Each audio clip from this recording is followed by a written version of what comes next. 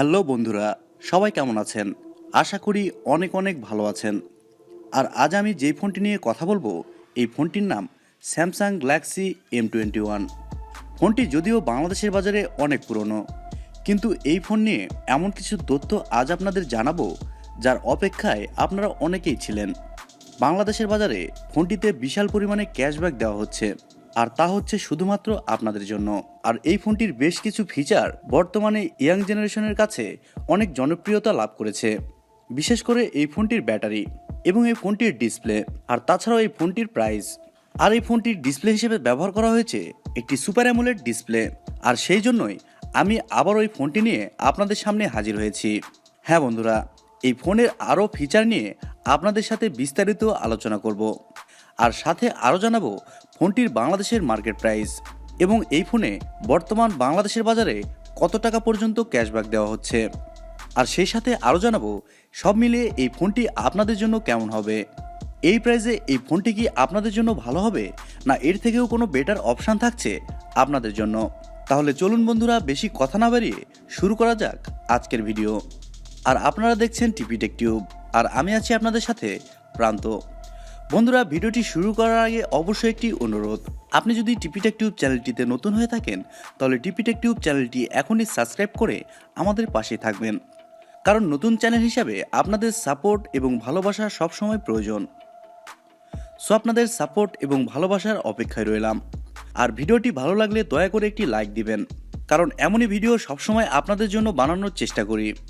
প্রথমেই কথা বলবো এই ফোনটির ডিজাইন এবং বিল্ড কোয়ালিটি নিয়ে। ফোনটির প্লাস্টিক ব্যাক সাইডের সাথে প্লাস্টিকের ফ্রেম ব্যবহার করা হয়েছে, আর ব্যাক সাইডে 3টি মেন ক্যামেরার সাথে রয়েছে একটি LED ফ্ল্যাশ, আর ঠিক তার একটু পাশে থাকছে ফিঙ্গারপ্রিন্ট সেন্সর। আর ফোনটির ফ্রন্টে আসলে আপনি পাবেন ওয়াটার ড্রপযুক্ত একটি ফুল ভিউ ডিসপ্লে, যার উপরের অংশে মাঝখানে বসানো হয়েছে সেলফি ক্যামেরাটি।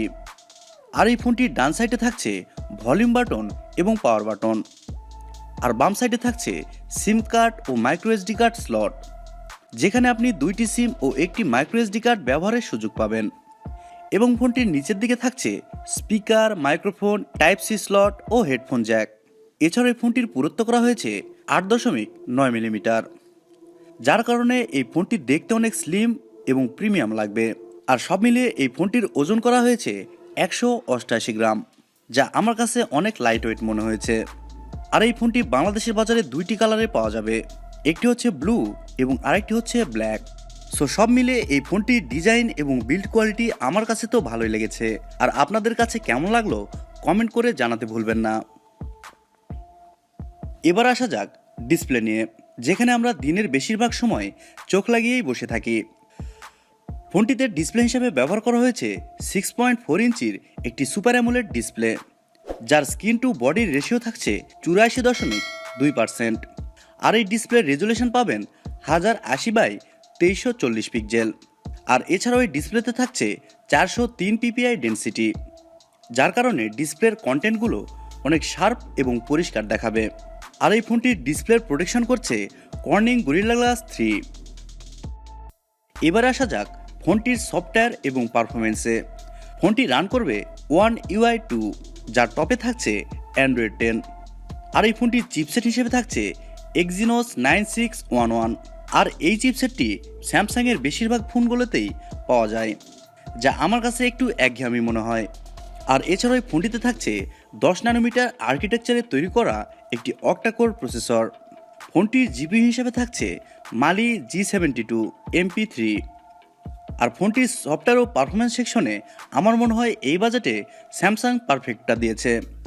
ফোনটি বাংলাদেশের বাজারে 2টি ভেরিয়েন্টে পাওয়া যাবে, একটি হচ্ছে 4GB র্যাম 64GB রোম এবং আরেকটি হচ্ছে 6GB র্যাম 128GB রোম।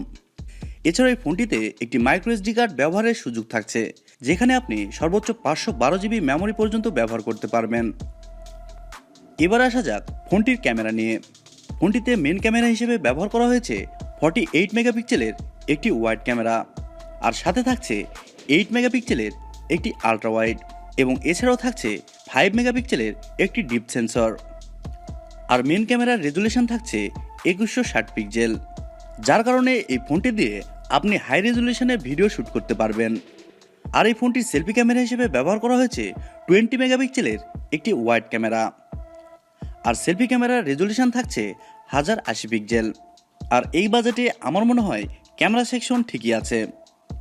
এবারে কথা বলা যাক ফোনটির জরুরি একটা বিষয় নিয়ে, ফোনটির ব্যাটারি এবং চার্জার নিয়ে। এই ফোনটিতে ব্যবহার করা হয়েছে 6000 অ্যাম্পিয়ারের লি প্রো নন রিমুভাল ব্যাটারি, আর সাথে থাকছে 15 ওয়াটের একটি ফাস্ট চার্জার, যার কারণে আপনারা বুঝতেই পারছেন এই ফোনটিতে একটু বেশি চার্জ থাকবে। মোটামুটি 2 দিন এই ফোনটি চার্জ না দিয়ে চালাতে পারবেন। আর যদি গেমস খেলেন তাহলে আলাদা বিষয়।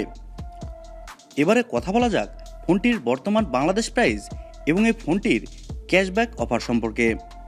এই ফোনটির 4GB র্যাম 64GB রোমের প্রাইস করা হয়েছে 18,999 টাকা এবং 6GB র্যাম 128GB রোমের প্রাইস করা হয়েছে 20,999 টাকা। তো এই বাজেটে আপনি যদি ফোনটি কিনেন তাহলে বাংলাদেশের যে কোনো প্রান্ত থেকে আপনি 1000 থেকে 3000 টাকা পর্যন্ত ডিসকাউন্ট পাবেন, যা সরাসরি স্যামসাং ব্র্যান্ডের পক্ষ থেকে দেওয়া হয়েছে। আর এই অফারটি অবশ্যই সীমিত সময়ের জন্য, তাই বেশি দেরি না করে যারা এই ফোনটি কিনতে চান তারা অতি দ্রুত ফোনটি কিনে ফেলুন। সো বন্ধুরা, এবারে জানাবো এই ফোনটি নিয়ে আমার মতামত। স্যামসাং সবসময় আমাদের ভালো কিছু দেওয়ার চেষ্টা করে। সো এই বাজেটে স্যামসাং যদি আমাদেরকে এমন একটি ফোন প্রোভাইড করে তাহলে আমার মনে হয় ফোনটি খারাপ হবে না। আর এই ফোনটির ব্যাটারি, ডিসপ্লে সব কিছু মিলিয়ে ফোনটি আমার কাছে পার্সোনালি ভালো লেগেছে। সো আপনারা যারা এই প্রাইসে ফোন কিনতে চান তাহলে তারা অবশ্যই স্যামসাং গ্যালাক্সি M21 এই ফোনটি নিঃসন্দেহে নিতে পারেন। আর তাছাড়াও আপনি যদি অন্য কোনো ফোন নিতে চান তাহলে আমাদের চ্যানেলের অন্য ভিডিওগুলো দেখে আপনি যে কোনো একটি ফোন চয়েস করে নিতে পারেন। সো বন্ধুরা, এই ছিল আজকের ভিডিও। ভিডিওটি কেমন লাগলো কমেন্ট করে অবশ্যই জানাবেন। আর ভিডিওটি ভালো লাগলে TechTube চ্যানেলটি সাবস্ক্রাইব করে আমাদের পাশে থাকবেন। আর ভিডিওতে লাইক দিতে ভুলবেন না কিন্তু। সবাই অনেক অনেক ভালো থাকুন, সুস্থ থাকুন। আল্লাহ হাফেজ।